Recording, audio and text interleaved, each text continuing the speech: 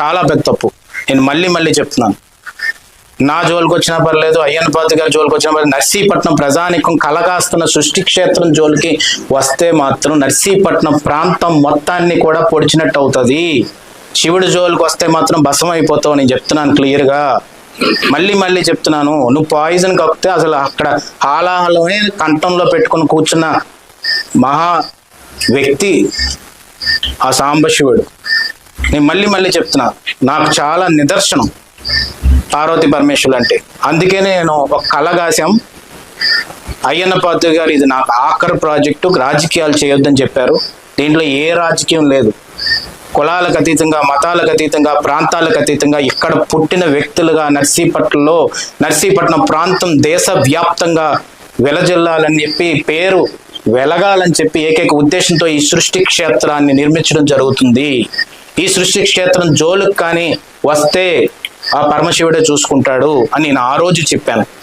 నీకు ఎంత చిన్న బ్రెయిన్ ఉందంటే, నేను మళ్ళీ చెప్తున్నాను, ఈ క్షేత్రం గురించి రాజకీయాలకు అతీతంగా వచ్చి సహకరించండి అని చెప్పాక కూడా ఈరోజు ఆ చెరువు కిందకి సంబంధం లేని రైతుల ద్వారా నువ్వు ఈరోజు రిప్రజెంటేషన్ తీసుకున్నావంటే, దాంట్లో కూడా రిజర్వేయర్ల పైన, చిన్న కాలువల పైన ఇల్లులు కట్టుకున్న అక్రమ రైతులు, వాళ్ళు జెన్యూన్ రైతులు కూడా కాదు, రైతులే కాదు, వాళ్ళు జెన్యూన్ వ్యక్తులు కాదు.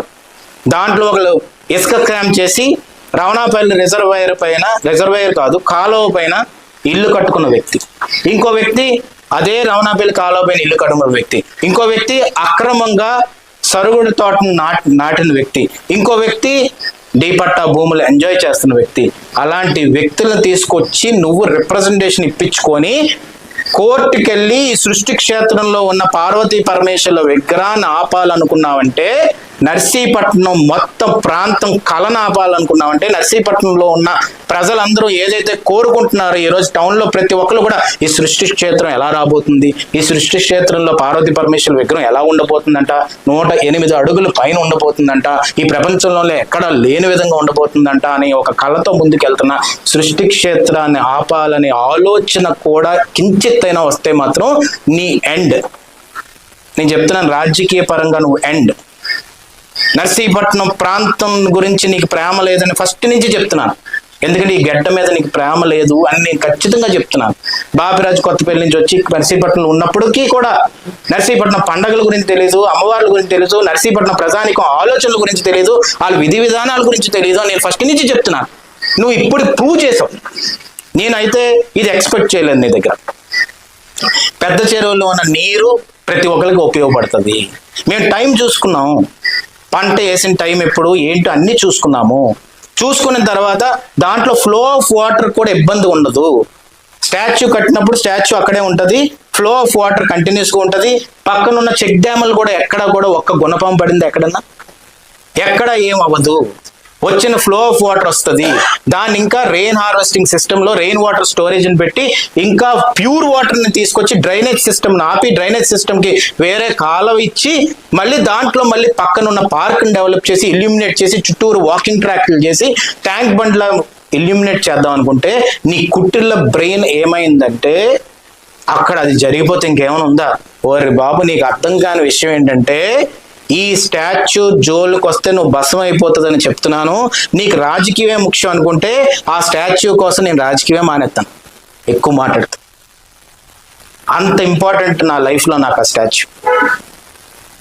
నువ్వు పదవి కోసం అనుకుంటున్నావు, ఇది పదవి కాదు, ఇది రాజకీయం కాదు, ఇది ఎలక్షన్స్ కాదు, ఇది నాకు కాదు, నీకు కాదు. ఈ నర్సీపట్నంలో పుట్టినందుకు మేము కృతజ్ఞతగా నర్సీపట్నం ప్రజానికం ఎవరైతే ఇక్కడ పుట్టారో వాళ్ళందరం కూడా కలిసి చేస్తున్న ఈ సృష్టి క్షేత్రాన్ని నువ్వు ఆపాలన్న ఆలోచన ఈరోజు మొదలు పెట్టావు అనేది నాకు చిన్న తెలిసిన వెంటనే నేను అలా రియాక్షన్ ఇచ్చానంటే నా ప్రాణం పెట్టేస్తా దానికి. నేను మొత్తం ఇక్కడే కూర్చుంటా, కావాల్సి కూర్చొని ప్రాణం పెట్టేసి మరి కూర్చుంటాను. ఎందుకంటే నాకు పార్వతీ పరమేశ్వరులు అంటే అంత నమ్మకం, అంత భయం, భక్తి అన్నీ ఉన్నాయి. కాబట్టి నేను మళ్ళీ చెప్తున్నాను, రాజకీయం దీంట్లో చేయాలని కానీ కించిత్ అడుగు పెట్టాలని ప్రయత్నించినా కానీ నేనైతే మాత్రం వదలను. రాజకీయం అయినా పక్కన పెట్టేస్తాను కానీ నేను పర్సనల్గా తీసుకుంటున్నాను. ఇది నేను మళ్ళీ మళ్ళీ చెప్తున్నాను, మళ్ళీ నర్సీపట్నం ప్రజానికాన్ని మొత్తాన్ని కోరుతున్నాను, మన ఆకాంక్షలకి, మన అభివృద్ధికి, మన భక్తి భావంలో ఉన్న ఆలోచన విధానానికి, ఆ పార్వతీ పరమేశ్వరులు ఆశీర్వాదంతో కట్టబోతున్న ఈ సృష్టి క్షేత్రానికి కానీ మనకు కానీ ఎవరన్నా అడ్డొస్తే రాజకీయంగా భూస్థాపితం చేసేసేయండి, అది ఎవరన్నా కానీ. నేను అదే చెప్తున్నాను, ఎందుకంటే ఇలాంటి కక్షతోటి విషంతోటి ఆలోచించే రాజకీయ నాయకులు ఉండకూడదు.